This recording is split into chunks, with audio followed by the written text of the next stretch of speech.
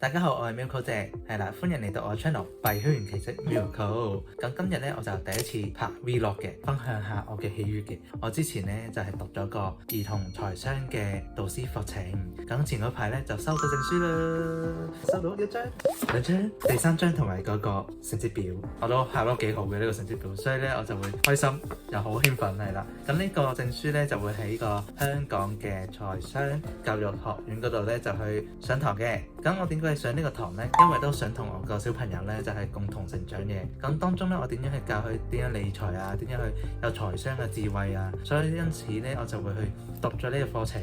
因為我頂呢個課程呢，我就會考咗 A grade 嘅，我都好開心啦！原來都考到咁高分喎，我都想去進修下，因為佢仲有一級嘅。咁呢，我仲想呢去考高一級嘅資歷啦，跟住之後呢，就係貢獻社會啦，跟住之後就可以令到大家財商知識嗰度同埋理財知識嗰度更上一層樓，令到香港更加繁榮咁樣啦。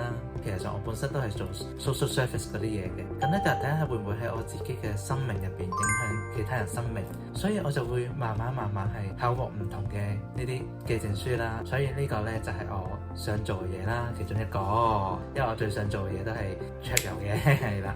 咁今次 Vlog 咧就分享到咁多先啦。如果大家中意我呢條片 ，like、comment 同埋 subscribe 啊，拜拜。